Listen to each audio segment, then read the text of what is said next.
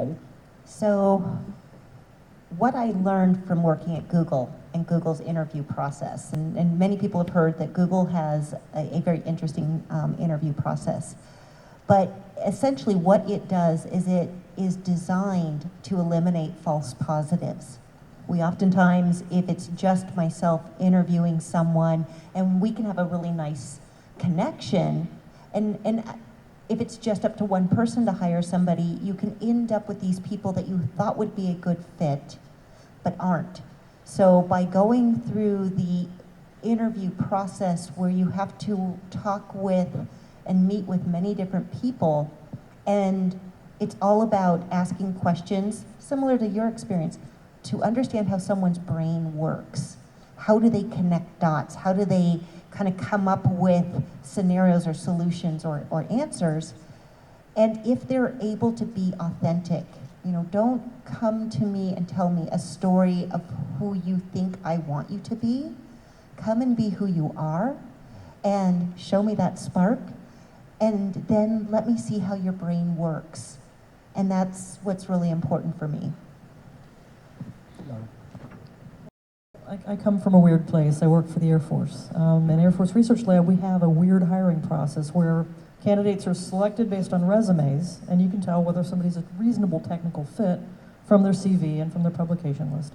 And so that kind of does the pre-screening, and then they come in for interviews where they're given 20 minutes to kind of make notes on 5 questions. And then the questions are things like, describe 3 examples of how you solved a problem with personnel or management. So they're kind of have to be approved questions. They go through our HR program, must be approved, so they're kind of canned questions.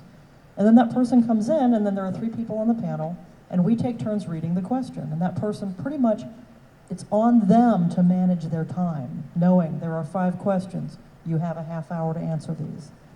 So try to pick somebody, find a good fit, the way they're describing, when this person's basically monologuing to you about canned questions. So it's a really challenging process to find that good fit. But what I've learned, because our hiring process also requires that somebody be either a woman or a minority of a senior level, so I get to sit on a lot of interview panels. What I've learned and how I help tease out, is this person really the best fit? I listen for things, and 2 key things I look for. Are they functional? Did they follow the directions? Did they manage their time well? Can they tie their own shoes? Do they know the right kinds of questions to ask if they don't understand something? So as somebody's sitting there monologuing in front of you, you can get a sense for, is this person really functional?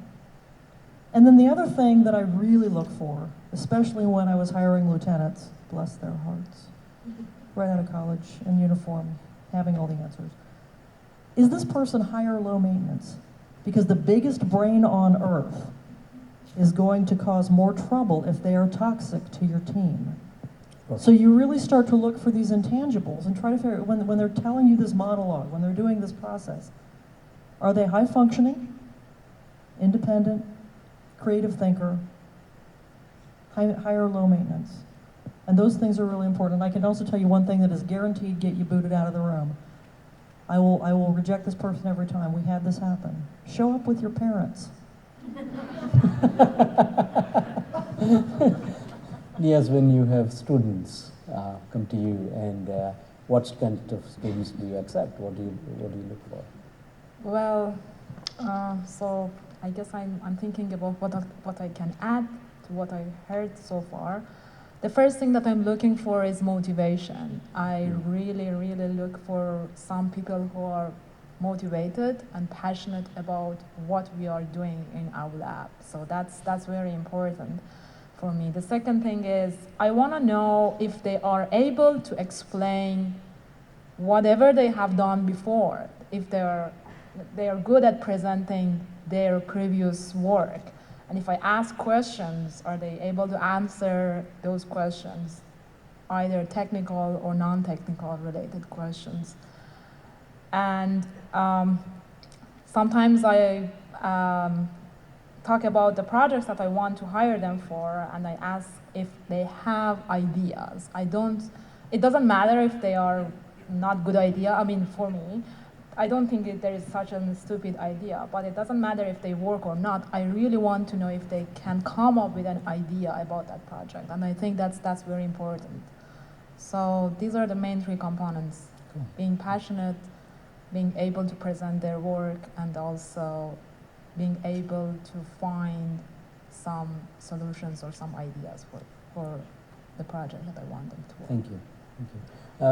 So, many of these questions and many of the background were discussed previously. Therefore, we can, not have the panelists think about this, and we can provide you a good value. But also, my style is half the questions I asked this team, they did not know that I was going to ask.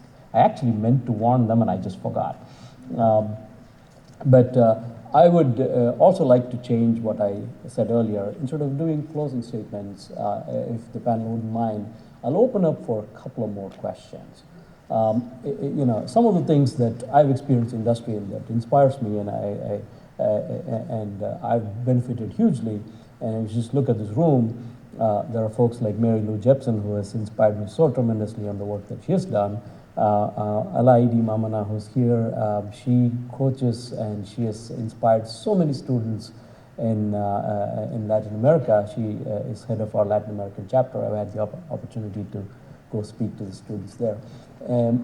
Let's open up for questions. I would prefer for the first question to come from somebody that's early in their career, trying to decide whether I want to be in this industry or not. And that would, Paul Drzajic, you would not qualify, please. Somebody else, please, question. Right there? Yes, please. And the other thing is, instead of putting up your hands, just come over and start speaking. You're first. Go for it. After. I'm not sure if I'm so early in my career, so she's not earlier than me. She is very early in her career.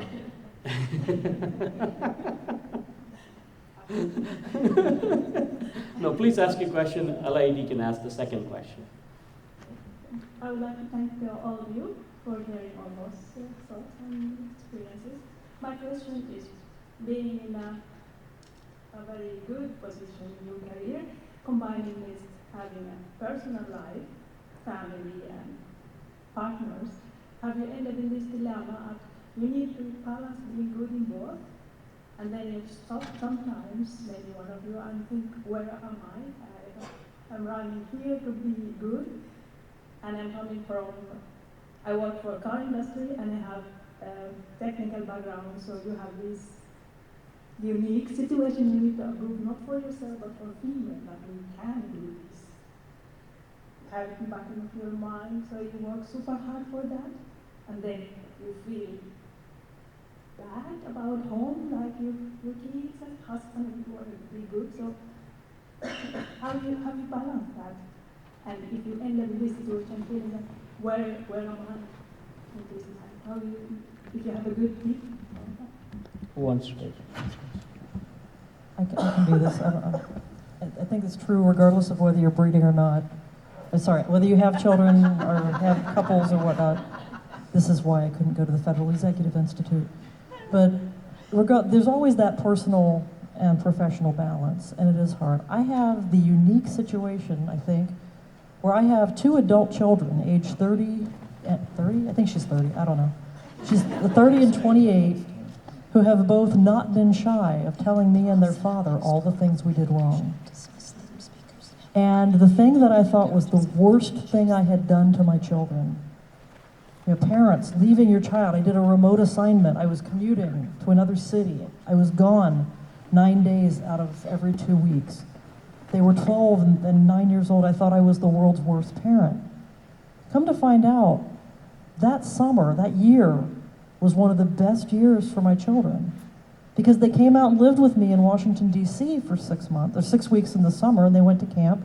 They learned about public transportation. We don't have that in Ohio. They learned we did all the Smithsonian, we went camping. For the family, it was important for my husband, because he had always been a co-parent, we had been partners. But in the end, he learned that the children don't come home from school at the end of the day and tell you what their projects are. You gotta frisk them. He learned all the things that I had been doing that he wasn't aware of because that was not something he did. So in the end, our family came out of that year that I thought was the worst year of my career stronger because we supported each other, we thrived. And I think if you can find that kind of network, whether it's with a partner, whether it's with other family members, whether it's a network of other people trying to find the same balance, and don't beat yourself up. Every family does find their own balance. I was, the classic, horror story is I had synchronized breeding with my sister-in-law who was a high-powered attorney in Chicago. We happened to have kids at the same time, and I told her I was gonna take off 9 months without pay with my daughter. She goes, oh, what do you do that you can be gone that long? Okay, I have a flexible job. My neighbor behind me, who was this amazing woman who raised 5 children and washed diapers by hand, said, oh, it's a shame you have to go back to work. And this is 30 years ago, and we're still having these We're still having these conversations. exact same kinds of. And what I take away from that, and the only bit of advice I give to new families, find your own balance. Don't let anybody judge you. And don't beat yourself up. If it works for your family, it's right. And if it works for your job, it's right. And just find your own strength. So right after this, when we have our networking session in the adjoining room, you may want to follow up and ask further questions if you want to get more information. I'm going to do a couple of things. One is Alaidi can ask the second question, and after which we will have a couple of words by one of our. First of all, I ask excuses for my bad English, but I have a question about these movements that are very common now in all the world. For instance, I participate in a movement in Brazil that in which we have more than 200, 300 women. And in this, I am a strange woman there because I am a full professor at a state university in Brazil, and then I am in the highest level, no difference with men. But in this movement, where are the powerful women in Brazil? They are CEOs in several companies, and the discussions there are about women in the councils of the companies. The numbers are very low. The discussions are about inclusion of women in the workforce because the salaries are very much more lower than the men's salaries. I would like to know, to hear comments from you about these movements, if you are participating, because I know that the movement in Brazil was invited to go to Japan. I was supposed to go with the women there, but at the last moment I couldn't go because of health problems. And they were received by 2 ministers in Japan. And the movement is really important. Also in the United States, they were invited to come to New York. There is a similar movement in the United States. Then I know that these movements are effervescent in the world. I would like to know what are, you could comment about this and what are your opinion about this, and if you have any experience, then I can bring back to Brazil to my companions there.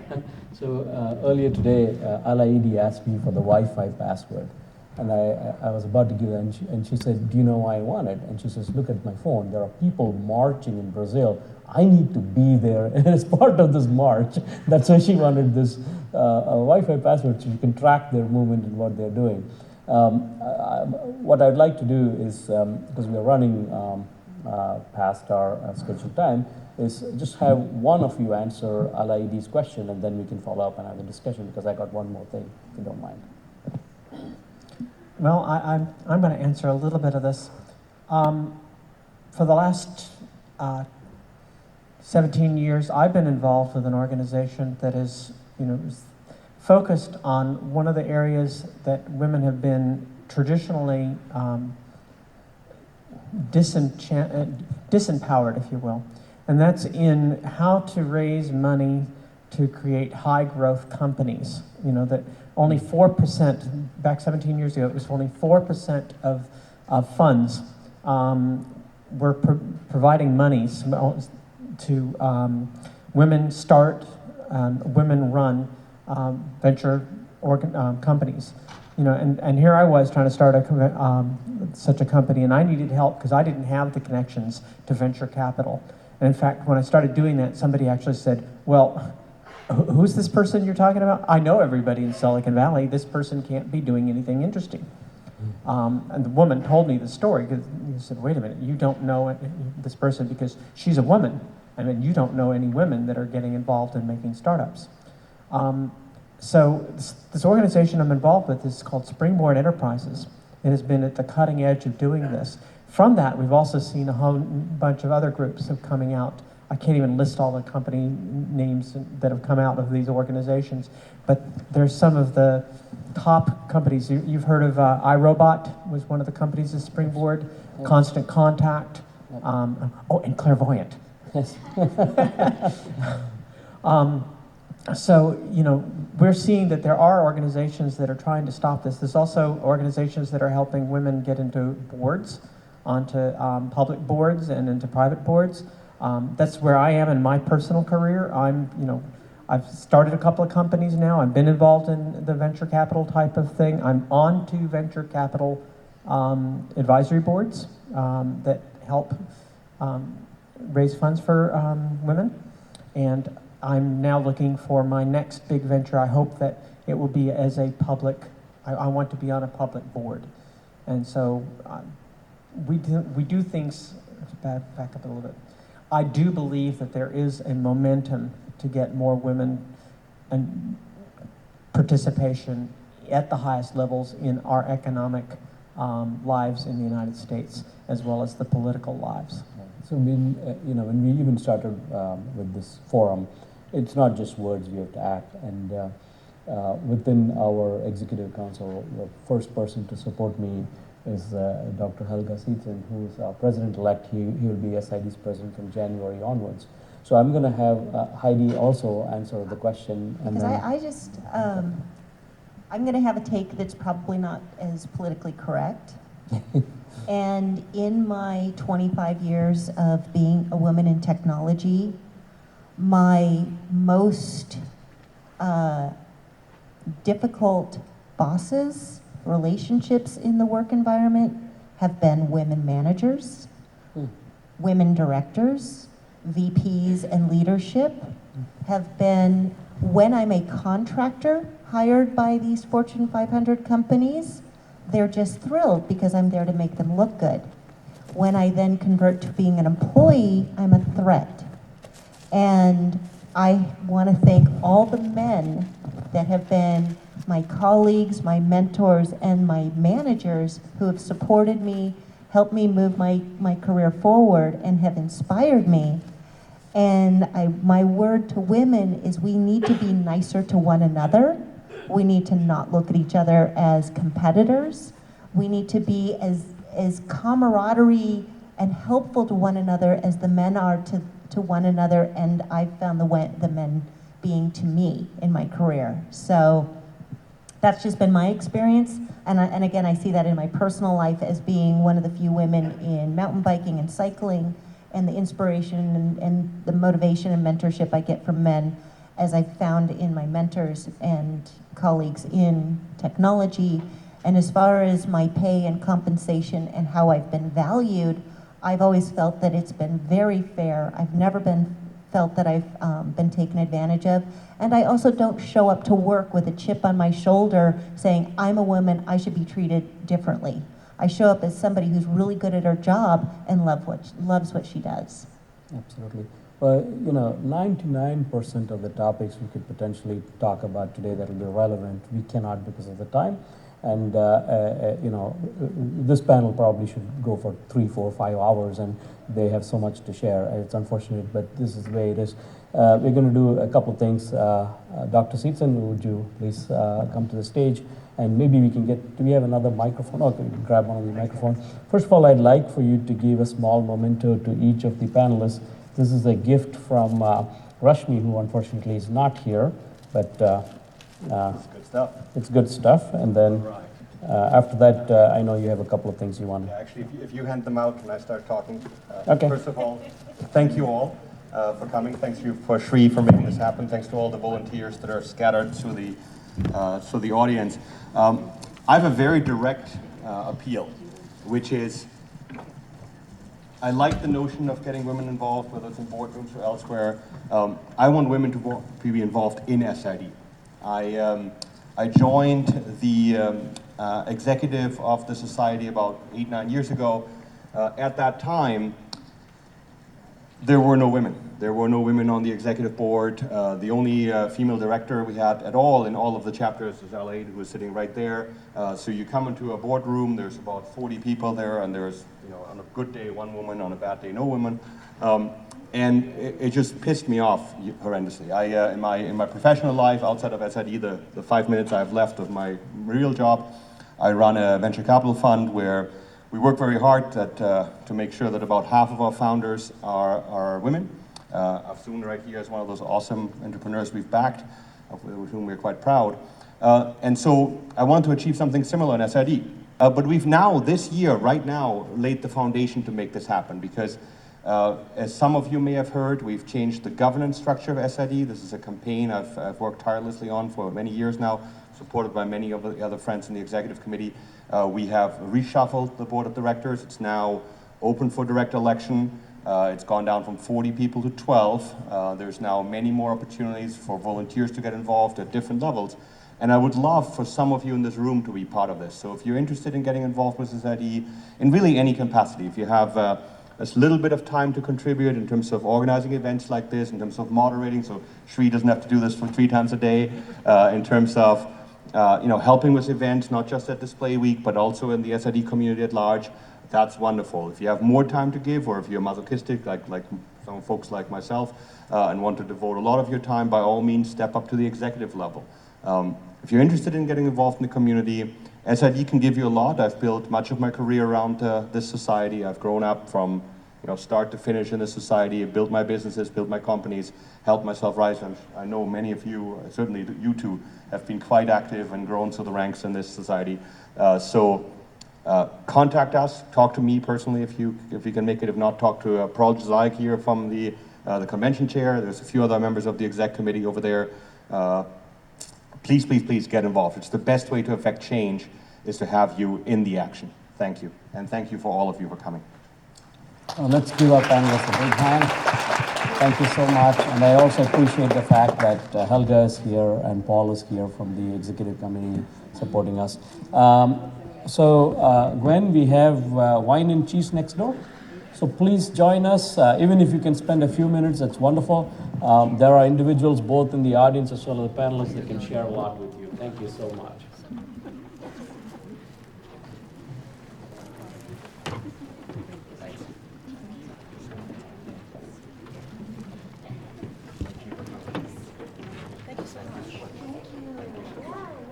I'm Shri Perumba for SID. We just finished our Women in Technology Forum here at Display Week. I want to thank our sponsors from Corning. Kevin and Lori are here. I want to formally say thank you for sponsoring this event. I think this is wonderful. I just wanted to ask, what did you think of the event? Oh, I thought it was a great event, and when Rashmi first approached me about doing this, we immediately said yes. I mean, I think it's something we're really glad to support, and enjoyed your moderating and also all the wise words we heard from the from the speakers. Thank you. Lori, what did you think? Yes, I thought it was a great first event. I agree you did a great job thank you. facilitating. It was wonderful to hear the experiences and really valuable insights from the panelists, so thank you. Thank you. No, I wish Rashmi could have done this. She would have been a much better moderator than I'll ever be. But these things happen. For you to come and encourage us on this is a milestone thing that we did. We've never had an event like this before. And I hope in a few years we never ever have to do a special event for women. But until that happens, we are all part of this community to do this. So thank you so much. And I'm going to definitely call you next year as well. Yes, please do. I'm Shri Pervemba for SID. We just finished our Women in Technology conference, and one of the sponsors is Microsoft.